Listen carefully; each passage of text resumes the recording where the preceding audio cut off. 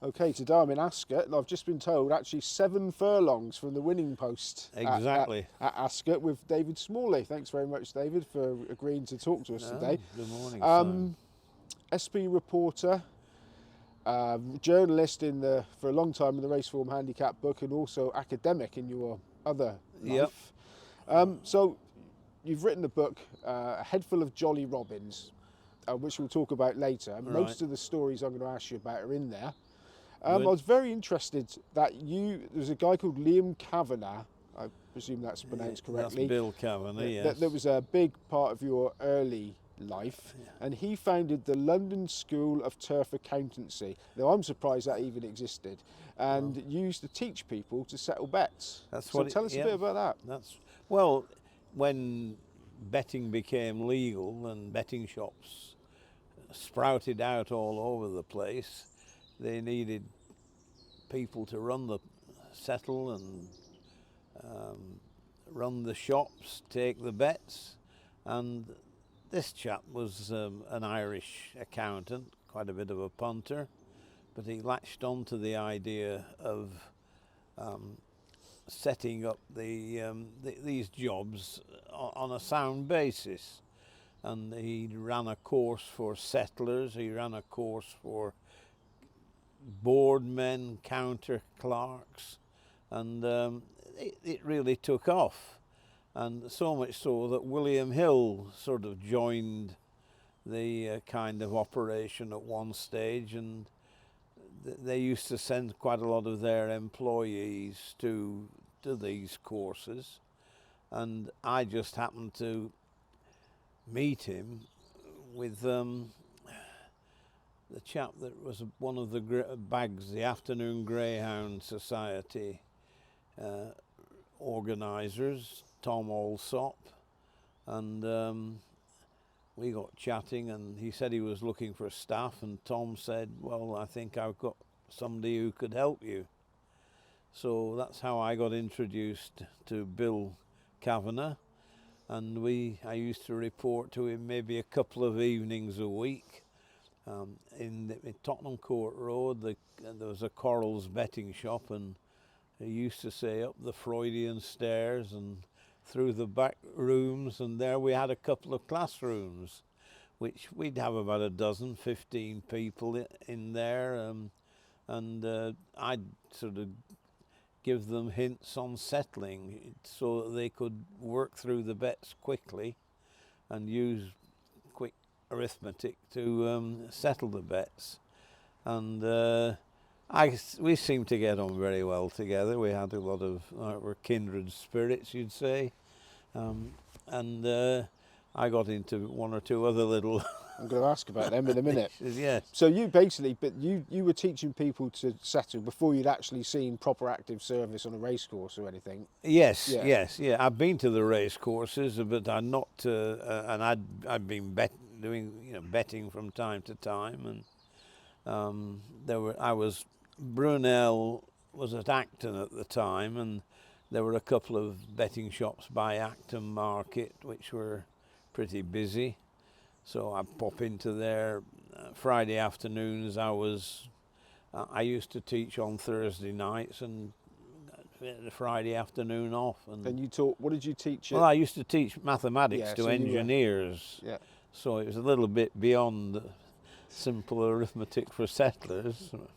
Right, now you said that you got in some scrapes with Liam Kavanagh, and this story in your book about bribing train porters or stations to stop the train so you could get greyhounds on. Now can you tell people about that? I never had a day like it in my life. He had this idea of setting up a series of trials for greyhounds that people wanted to sell or bring over from Ireland. He was Irish.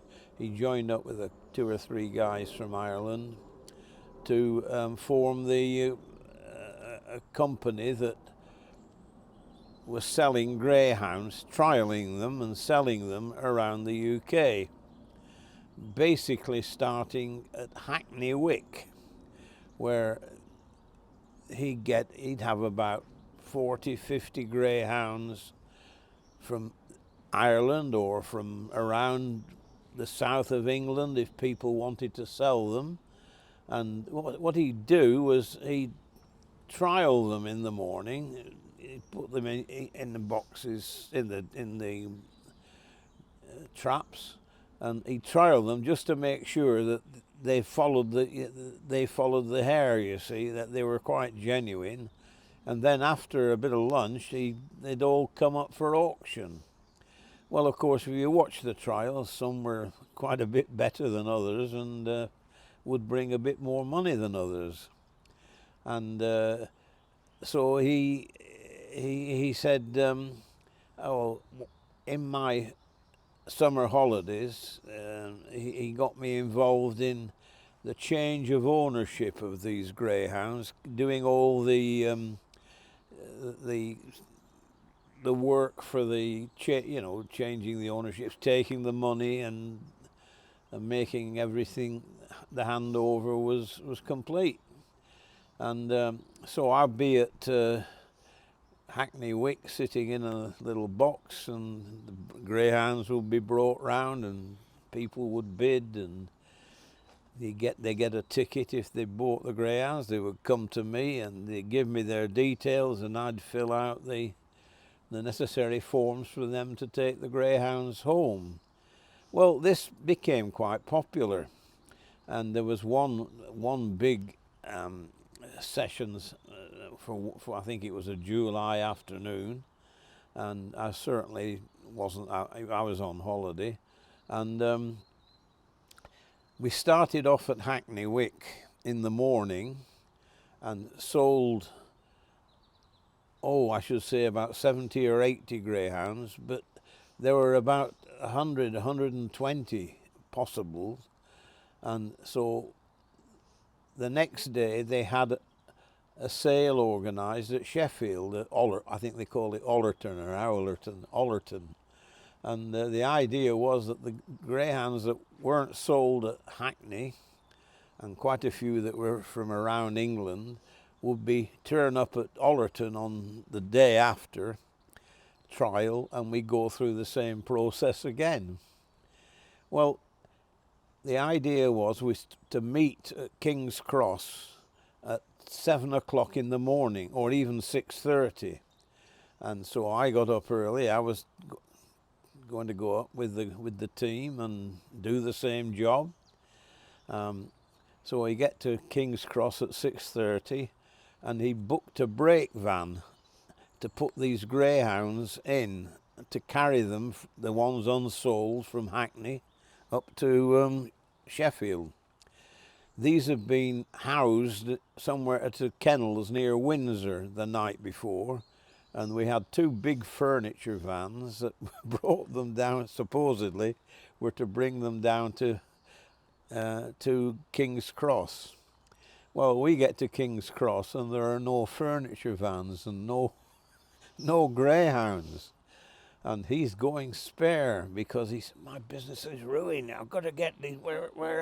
I thought he was going to kill the drivers of these vans when he got them up against the wall. And anyway, there were 30, 40 greyhounds there, but we'd missed the brake van train, and we'd missed the 7 o'clock, I think it was, from King's Cross to Sheffield.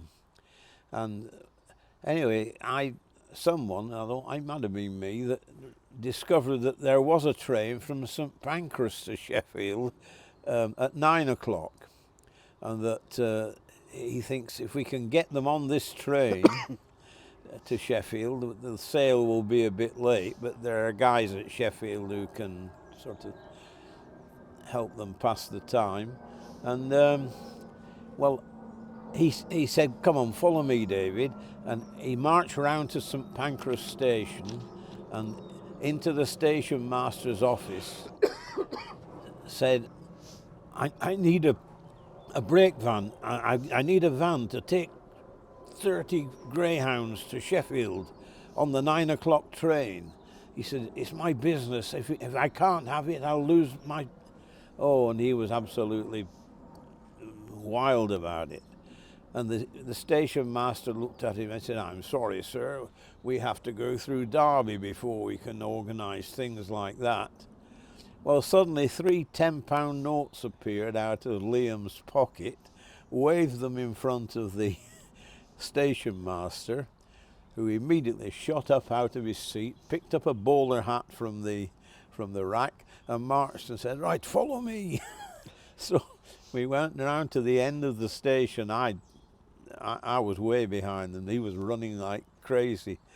And anyway, about half an hour later, the shunter came up with a brake van and put this brake van on the front of the Sheffield train, and away we came with the greyhounds from King's Cross to St Pancras, which of course are next door to each other.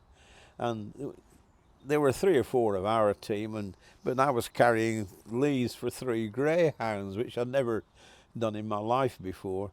Anyway, we got these greyhounds in this brake van, and he got bowls of water, and there was straw in there and everything. And there was suddenly a first-class coach reserved for the greyhound party, and away goes the 9 o'clock train with the party and 30 greyhounds, and immediately the bar opened, the breakfast bar. There was coffee for us. Anyway, we're sorting out which greyhounds we've got there, and then suddenly he realises he didn't have a list, so we had to try and form a list from what had gone the day before. Well, before we were approaching Derby, he realised he really didn't know which greyhound was which, and somehow we had to label them, find something to put on their collars. So we get to Derby, and the train pulls in, and Liam dashes off to the W.H. Smith's to get some of these indelible pens and things, and so that we can label these greyhounds. Well, the train was ready for off, and the guard was about to wave his flag and blow his whistle, and Liam hadn't appeared. He was still getting this stuff from W.H. Smith's.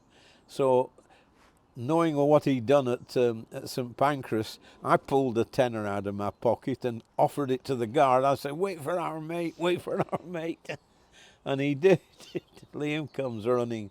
Anyway, so it cost him a tenner at Derby. A tenner would have been about a monkey in those days, wouldn't it? Well, it was well, not quite, but it was enough. What sort of time was this? This would be late 1960s. Yeah. And you used to stick on at the dogs as well. He did. Well, I did. I occasionally went with him.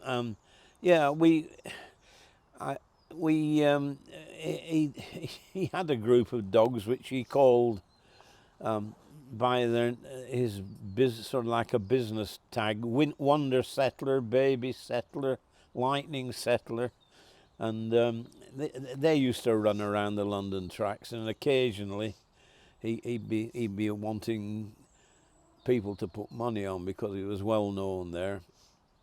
Well, he rang me once, and I was lecturing at Brunel in the morning and in the afternoon. He said, "Get yourself down to the office by 5:30.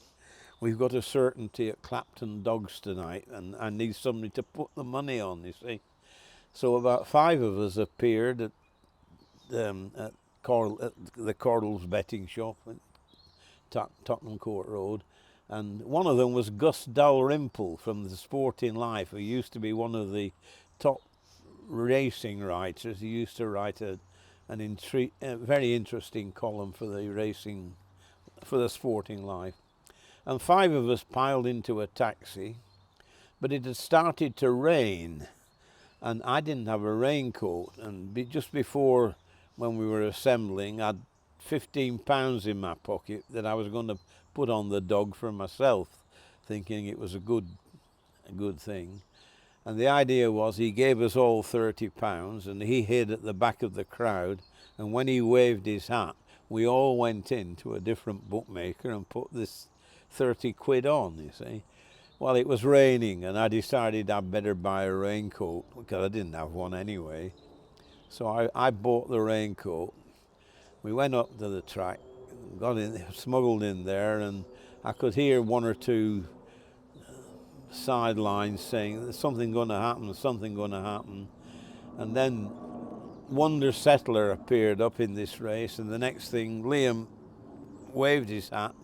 It was about 7-2, I think, on the boards, and 5 of us went in with 30 quid each, and it was oh, and waving of arms and rubbing off of prices and everything. And the next thing, when the price goes up again, it's still 7-2. So you sort of think that there's something wrong here. Well, the damn dog crawled out of the boxes and finished 5th of 6. And he went mad, did Bill Kavanagh. He got the trainer, and I thought he was going to strangle him. He said, "I've been turned over, we've been turned over." Well, it was just an experience for me. I always used to look at that raincoat and think, could have been a torn up Bucky's ticket, that.